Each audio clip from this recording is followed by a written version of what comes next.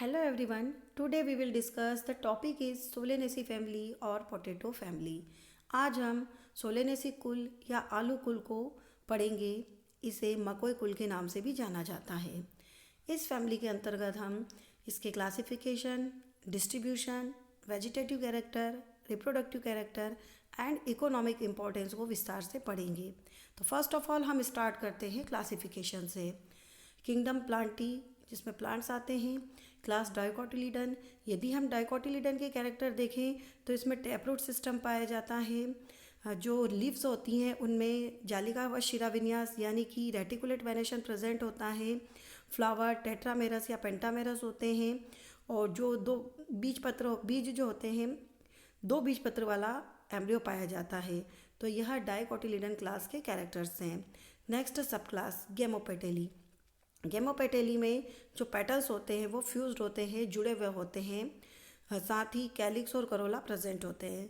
Next series बाइकार्पेलेटी, इसमें carpel की संख्या 2 होती है और ओवरी सुपीरियर होती है। यह बाइकार्पेलेटी सीरीज का कैरेक्टर है।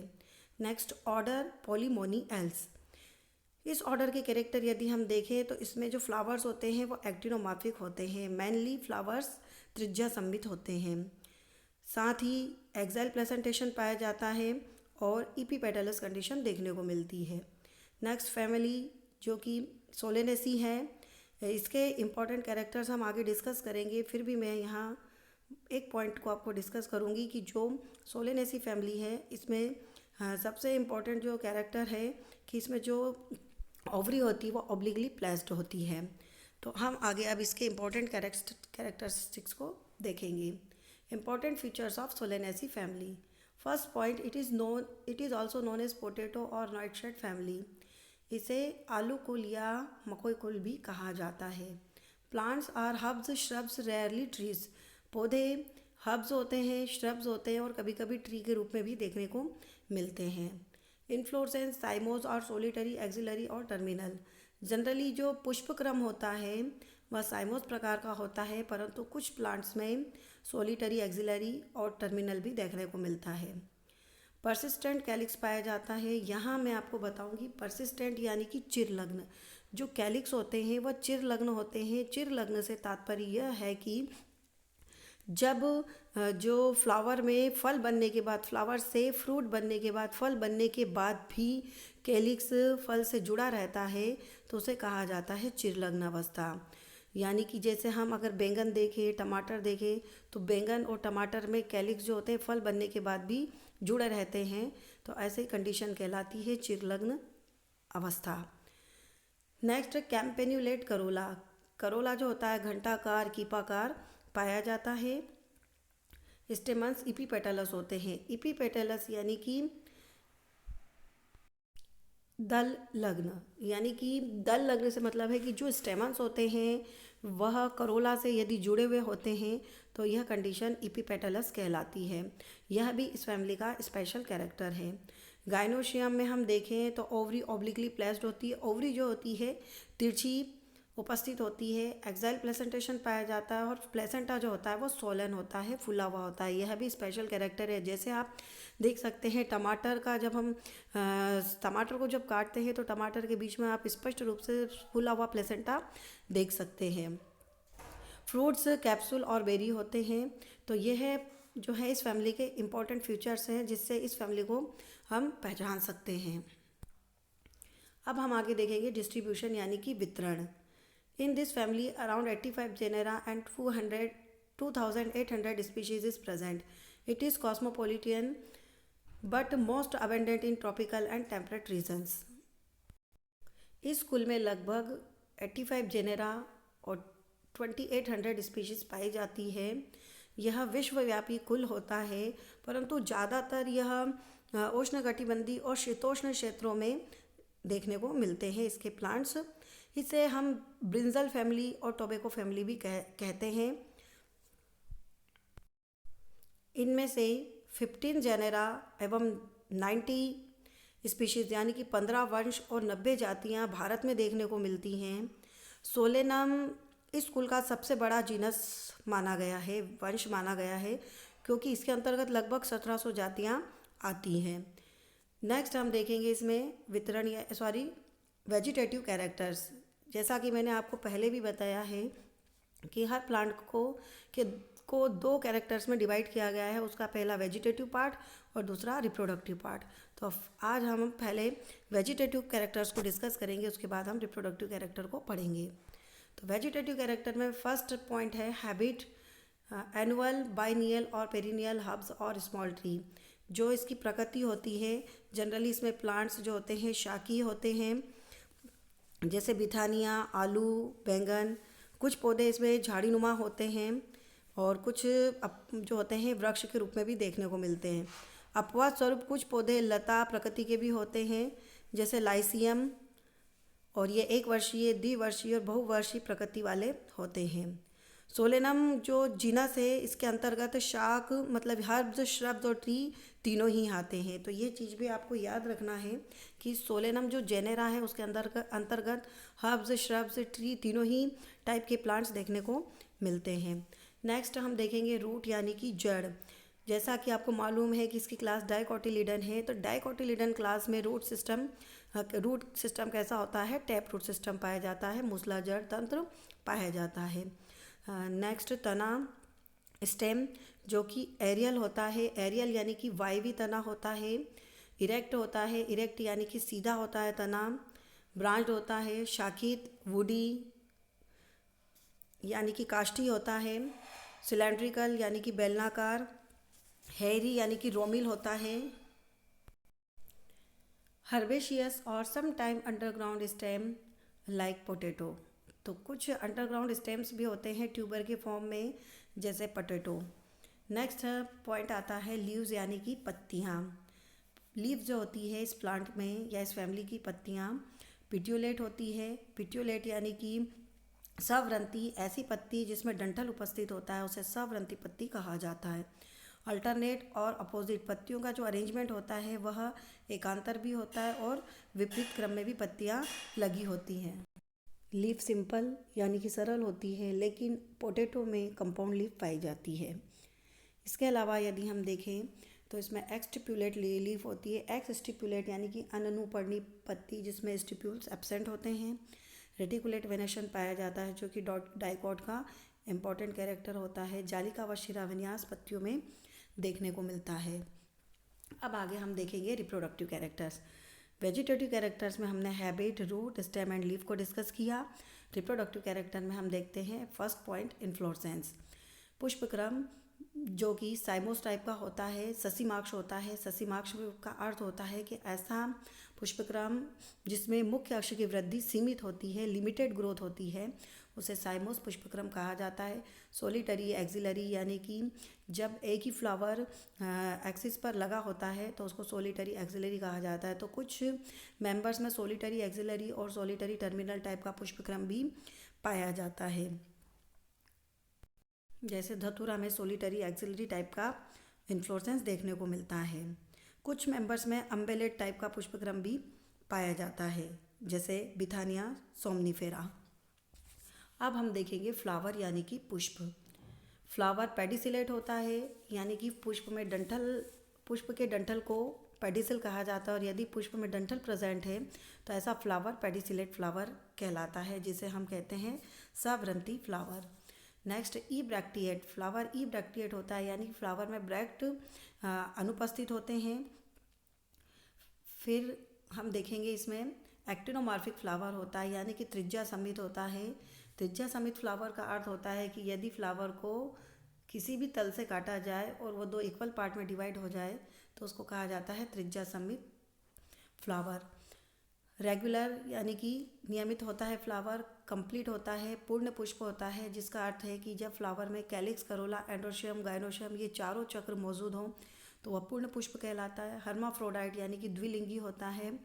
जब फ्लावर में नर और मादा दोनों जननांग एक ही पुष्प पर मौजूद हो तो यह द्विलिंगी पुष्प कहलाता है। हाइपोगाइनस यानी कि जब ओवरी की स्थिति सुपीरियर हो तो उसको हाइपोगाइनस कहा जाता है। पेंटामेरस यानी कि कैलिक्स और करोला की संख्या 5 हो तो ऐसा फ्लावर पेंटामेरस कहलाता है। अपवाद स्वरूप यदि हम देखें तो हायोसाइमस जो नाइजर प्लांट होता है उसमें फ्लावर जाइगोमार्फिक होता है। यानी कि विषम सममित फ्लावर पाया जाता है। इसी प्रकार जो बिथानिया कोएगुलेंस प्लांट होता है उसके फ्लावर एक लिंगी होते हैं, यानी कि यूनिसेक्सुअल फ्लावर होते हैं। नेक्स्ट कैलिक्स यानी कि बाह्यदल पुंज। 5 सेपल्स, सेपल्स की संख्या 5 होती है। गेमोसेपेलस यानी कि सभी सेपल्स जुड़े हुए होते हैं। परसिस्टेंट होते हैं यानी कि चिरलग्न होते हैं, और साथ ही इनमें इम्ब्रिकेट या वॉल्वस एस्टिवेशन पाया जाता है। Next Corolla, number of petals 5, gamopetalous यानी कि फ्यूज्ड, कैम्पेनुलेट यानी कि घंटाकार, कीपाकार, कीपनुमा करोला पाया जाता है। एस्टिवेशन हम देखें तो वॉल्वेट और ट्विस्टेड टाइप का एस्टिवेशन पाया जाता है। ट्विस्टेड को मैं आप बता देती हूँ कि ट्विस्टेड एस्टिवेशन यानी कि जब सभी जो पेटल्स होते हैं वो एकांतर क्रम में अरेंज्ड होते हैं तो इसको कहा जाता है ट्विस्टेड एस्टिवेशन। यानी कि हर पेटल्स का अग्र किनारा बाहर और पश्च किनारा अंदर, अग्र किनारा बाहर और पश्च किनारा अंदर है, तो ऐसा अरेंजमेंट कहलाता है ट्विस्टेड यानी कि व्यावर्तिक विन्यास। तो व्यावर्तित दल विन्यास में एकांतर क्रम में सभी पेटल्स अरेंज्ड होते हैं और सभी जुड़े हुए होते हैं क्योंकि गेमोपेटलस कंडीशन होती है। नेक्स्ट एंड्रोशियम, यह फ्लावर का थर्ड वर्ल होता है, तीसरा चक्र होता है और मेल रिप्रोडक्टिव ऑर्गन को डिनोट करता है। इसमें नंबर ऑफ स्टेमन्स 5 होते हैं। पॉलीएंड्रस यानी कि सभी स्टेमन्स फ्री होते हैं, स्वतंत्र होते हैं। इपीपेटलस कंडीशन यानी कि दल लग्न अवस्था पाई जाती है कि जो स्टेमन्स होते हैं वो पेटल से जुड़े हुए होते हैं, इसलिए इसे इपीपेटलस कंडीशन कहा जाता है। बेसी फिक्स्ड होते हैं और डाइथिकस होते हैं। नेक्स्ट गाइनोशियम, यह फ्लावर का लास्ट वर्ल होता है, में फीमेल रिप्रोडक्टिव ऑर्गन को इंडिकेट करता है। इसमें कार्पल की संख्या 2 होती है, इसलिए यह by carpellary syncarpous superior ovary होती है। कार्पल 2 होते हैं, दोनों ही कार्पल जुड़े हुए होते हैं और ओवरी सुपीरियर होती है। ओवरी ऑब्लिकली प्लेस्ड, ओवरी तिरछी स्थित होती है, बाइलॉक्यूलर होती है, sometimes become multilocular by the formation of false septum. Starting में या प्रीवियस कंडीशन में ओवरी बाइलॉक्यूलर होती है, लेकिन कुछ समय बाद यह मल्टीलॉक्यूलर हो जाती है क्योंकि फॉल सेप्टम बनने के कारण यह बहुकोष्ठीय दिखाई देती है। एक्साइल प्लेसेंटेशन पाया जाता है, स्तंभी बीजांड न्यास पाया जाता है। स्तंभी बीजांड न्यास मतलब जैसा कि आप देख सकते हैं, यहाँ आप देख सकते हैं इस डायग्राम में कि जो बाई कार्पेलरी ओवरी होती है इस तरह से कार्पल की संख्या 2 होती है और फूला हुआ प्लेसेंटा पाया जाता है, सोलन प्लेसेंटा होता है और इस पर फिर ओव्यूल्स अरेंज्ड होते हैं, यानी कि ओवरी के एक्सिस से प्लेसेंटा अराइज होता है तो उसको एक्साइल प्लेसेंटेशन कहा जाता है। यहाँ आप देख सकते हैं बीच में ये फूला हुआ प्लेसेंटा होता है और इस पर इस तरह से ओव्यूल्स जो होते हैं, एक ही लॉक्यूल में कई सारे ओव्यूल्स प्रेजेंट होते हैं। नेक्स्ट फ्रूट्स, कैप्सूल और बेरी टाइप का फल पाया जाता है। सीड यानी कि बीज एंडोस्पर्मिक होते हैं, भ्रूणपोषी प्रकार के बीज पाए जाते हैं और पोलिनेशन इंसेक्ट द्वारा होता है, यानी कि ज़्यादातर पौधों के पुष्प में अंडाशय के नीचे मधु स्रावित करने वाली ग्रंथियां पाई जाती हैं, यानी कि जो फ्लावर्स होते हैं उसमें ओवरी के नीचे नेक्टर ग्लैंड्स पाई जाती हैं, नेक्टिफेरस ग्लैंड पाई जाती हैं, जिसके कारण कीट आकर्षित होते हैं और इंसेक्ट पोलिनेशन देखने को मिलता है। यहाँ हम अब देखेंगे इस फैमिली का FF यानी कि फ्लोरल फार्मूला। तो हम यहाँ फ्लोरल फार्मूला देखते हैं इस फैमिली का, सोलेनेसी कुल का FF फ्लोरल फार्मूला। सबसे पहले हम देखेंगे फ्लावर ई ब्रैक्टिएट होता है, फ्लावर में ब्रैक्ट एब्सेंट होता है तो हम लिखेंगे EBR ई ब्रैक्टिएट। फिर फ्लावर द्विलिंगी होता एक्टिनोमॉर्फिक होता है, त्रिज्या समित फ्लावर होता है एक्टिनोमॉर्फिक। नेक्स्ट फ्लावर द्विलिंगी होता है, फ्लावर में दोनों ही रिप्रोडक्टिव ऑर्गन्स प्रेजेंट होते हैं, द्विलिंगी फ्लावर। फ्लावर का पहला चक्र कैलिक्स होता है जिसको K से डिनोट किया जाता है K। नंबर ऑफ सेपल्स होते हैं 5 और कैसे होते हैं, फ्यूज्ड होते हैं, जुड़े हुए होते हैं, जिसलिए हम इसको ब्रैकेट में लिखेंगे। नंबर ऑफ सेपल्स 5 फ्यूज्ड होते हैं। Next Corolla, number of petals की संख्या भी 5 होती है और ये भी जुड़े हुए होते हैं। फिर पुष्प का तीसरा चक्र जिसे एंड्रोशियम कहा जाता है, ए से इसको डिनोट किया जाता है। नंबर ऑफ पेटल्स 5 होते हैं और पॉलीएंड्रस होते हैं, यानी कि स्वतंत्र होते हैं, फ्री होते हैं। तो यहाँ एक चीज़ और हम देखेंगे कि इपीपेटलस कंडीशन होती है, यानी कि जो स्टेमन्स होते हैं वो करोला से जुड़े हुए होते हैं, पेटल से जुड़े हुए होते हैं। तो इपीपेटलस कंडीशन के लिए हमको इस तरह का ए और सी के बीच में इस तरह का साइन मार्क करना करेंगे। नेक्स्ट, फ्लावर का अंतिम चक्र जिसे गाइनोशियम कहा जाता है, जी से इसको डिनोट किया जाता है। कार्पल की संख्या 2 होती है, तो बाइकार्पेलरी जुड़ी हुई होते हैं कार्पल्स दोनों ही, तो फ्यूज्ड, बाइकार्पेली, सिनकार्पस और सुपीरियर ओवरी। तो ये हमारा फ्लोरल फार्मूला हुआ इस फैमिली का, सोलेनेसी कुल का। फिर से आपको बताती हूँ मैं कि फ्लावर कैसा होता है। ई बी आर यानी कि फ्लावर में ब्रैक्ट एब्सेंट होते हैं, इसलिए ई बी आर लिखा जाता है। फ्लावर एक्टिनोमार्फिक होता है, यानी कि फ्लावर त्रिज्या समित होता है। द्विलिंगी पुष्प होता है, दोनों ही जनन अंग प्रेजेंट होते हैं। कैलिक्स की एक इकाई सेपल कहलाती है और नंबर ऑफ सेपल्स 5 होते हैं, तो 5 सेपल्स जुड़े हुए हैं, दोनों ही सेपल्स, पांचों सेपल्स जुड़े हुए हैं। तो गेमोसेपलस कंडीशन, करोला को सी से इंडिकेट किया जाता है। Number of petals 5, gamopetalous. Number of stamens 5, polyandrous, epipetalous condition. और गाइनोशियम में बाइकार्पेलरी, सिनकार्पस, सुपीरियर ओवरी। तो इस प्रकार से ये हम फ्लोरल फार्मूला हुआ। नेक्स्ट हम देखेंगे इसका पूरा फ्लोरल डायग्राम के साथ इसके डिफरेंट पार्ट्स का स्ट्रक्चर। फर्स्ट डायग्राम आप देखेंगे तो यह फ्लावरिंग ट्विग है, जिसमें फ्लावर है, लीव्स है, बर्ड्स है, स्टेम है, सभी पार्ट्स फ्लावर प्लांट के दिखाई दे रहे हैं। नेक्स्ट सेकंड डायग्राम आप देखेंगे, फ्लावर का एलएस है, जिसमें आप देख सकते हैं कि स्टिग्मा टॉप पर दिखाई दे रहा है, स्टिग्मा, स्टाइल, और नीचे की तरफ ओवरी प्रेजेंट है, और बाहर की तरफ ये सेपल्स दिखाई दे रहे हैं जो चिरलग्न होते हैं। ठीक है, और ये पेटल्स हैं बाहर। जो फ्लावर का कलरफुल पार्ट होता है वो कहलाता है पेटल्स। यहाँ ओवरी का टीएस है, आप देख सकते हैं ओवरी बाइकार्पेलरी होती है और इसमें लॉक्यूल्स की संख्या कम और ओव्यूल्स ज़्यादा होते हैं। एक लॉक्यूल के अंदर कई सारे ओव्यूल्स मौजूद होते हैं। एक्साइल प्रेजेंटेशन होता है। ये गाइनोशियम का डायग्राम है। स्टिग्मा, स्टाइल और ओवरी। ओवरी के नीचे नेक्टर ग्लैंड्स पाई जाती हैं, जिसके कारण इंसेक्ट पोलिनेशन देखने को मिलता है। और यहाँ हम देख सकते हैं कुछ फ्लावर में ब्रैक्ट्स प्रेजेंट होते हैं, कुछ फैमिली में, और कुछ में फैमिली के कुछ मेंबर्स में ब्रैक्ट पाए जाते हैं और कुछ में नहीं होते हैं। यहाँ आप देख सकते हैं ब्रैक्ट और ब्रैक्ट्यूल्स दोनों ही दिखाई दे रहे हैं। ये मदर एक्सिस है। और यहाँ नंबर ऑफ सेपल्स, यह फ्लोरल डायग्राम है, जिसमें आप देख सकते हैं कि सबसे बाहर का जो चक्र है,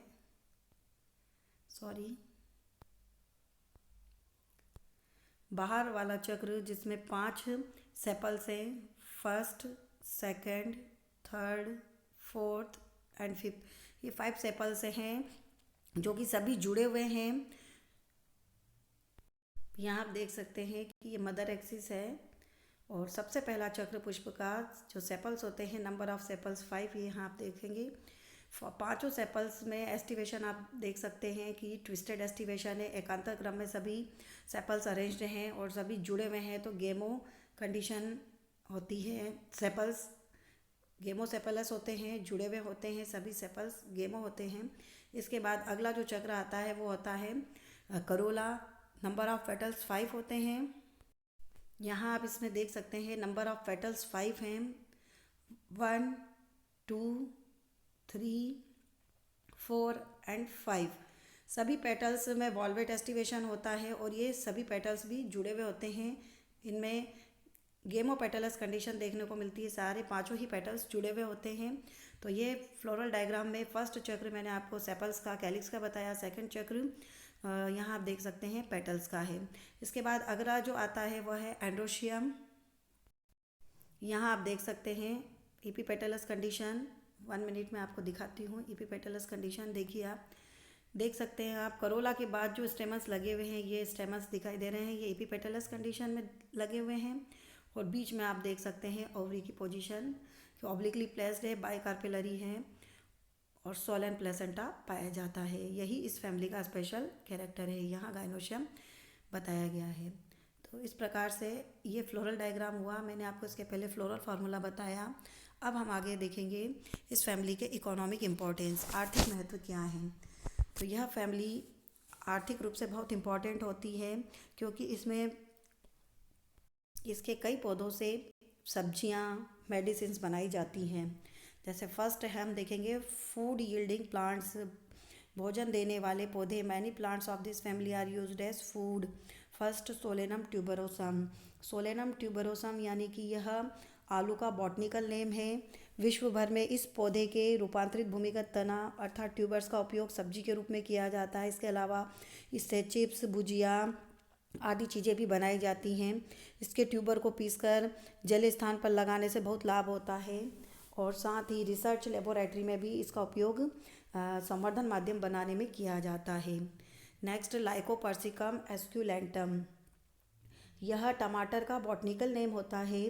इसका उपयोग भी सब्जी, चटनी, सूप आदि बनाने में किया जाता है।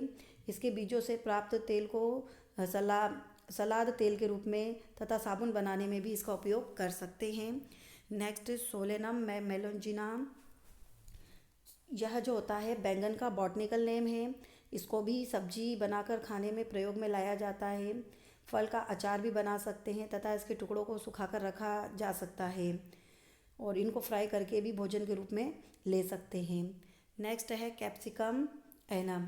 यह लाल मिर्च का बॉटनिकल नेम है। इसके फल का उपयोग मसाले के रूप में सब्जी को तीखा बनाने के लिए किया जाता है। यह अचार, चटनी, केचप में भी प्रयोग में लाया जाता है। इसके अलावा आता है, नेक्स्ट हम देखेंगे टोबैको निकोटियाना टोबैकम। यह तंबाकू का बॉटनिकल नेम है। इसकी पत्तियों को तंबाकू के रूप में खाया जाता है। साथ ही इसके बीज से प्राप्त तेल को शोधित करने के पश्चात खाने के काम में तथा पेंट एवं वार्निश के लिए भी प्रयोग में ला सकते। खली जो होती है इसकी, वह जानवर के चारे के रूप में प्रयोग में लाई जाती है, क्योंकि उसमें निकोटीन नहीं होता है। नेक्स्ट, मेडिसिनल प्लांट्स यानी कि औषधि देने वाले पौधे। Many members of this family produce powerful alkaloids, example Atropa, belladonna and धतूरा। कुछ इसके मेंबर्स जो होते हैं उनसे एल्कोलॉइड्स पाया जाता है, एल्कोलॉइड्स प्राप्त कर सकते हैं, और जिनका उपयोग मेडिसिन या दवाइयाँ बनाने में किया जाता है, जैसे एट्रोपा, बेलाडोना। इसको भारतीय बेलाडोना भी कहा जाता है। जड़ व पत्तियों में सेडेटिव, नार्कोटिन जो होते हैं दर्द निरोधक गुण पाए जाते हैं। यह पौधा औषधीय महत्व का होता है। इससे एट्रोपिन दवाई बनाई जाती है, जिसका उपयोग आँखों में प्यूपिल को डायलेट करने के लिए किया जाता है। साथ ही धतूरा जो होता है, धतूरा एल्बा, इसके बीज जहरीले तथा अत्यधिक नशीले प्रकृति के होते हैं। यह पागलपन, मिर्गी के इलाज में काम में लाया जाता है। नेक्स्ट हम देखेंगे ऑर्नामेंटल प्लांट्स। इसके अलावा हम एक और देख सकते हैं, इसमें जो अश्वगंध होता है वह भी बहुत उपयोगी प्लांट होता है। इसकी जड़ का उपयोग कफ, ड्राफ्सी, गठिया आदि रोग के इलाज में काम में लाया जाता है। नेक्स्ट, सजावटी पौधे ऑर्नामेंटल प्लांट्स, जिसमें आप देख सकते हैं पिटूनिया होता है, निकोटियाना, सोलेनम और रात रानी। ये सब क्या होते हैं, ऑर्नामेंटल प्लांट्स होते हैं जिन्हें गार्डन में लगाया जाता है। वीड्स प्लांट्स के अंतर्गत सोलेनम नाइग्राम होता है, जो वीड प्लांट्स होता है। तो इस प्रकार आज हमने इस फैमिली के क्लासिफिकेशन, इस फैमिली के इम्पोर्टेंट फीचर्स, डिस्ट्रीब्यूशन, साथ ही इसके रिप्रोडक्टिव और vegetative character and economic importance को पढ़ा। मैं उम्मीद करती हूँ कि आपको यह टॉपिक समझ में आया होगा। Thank you.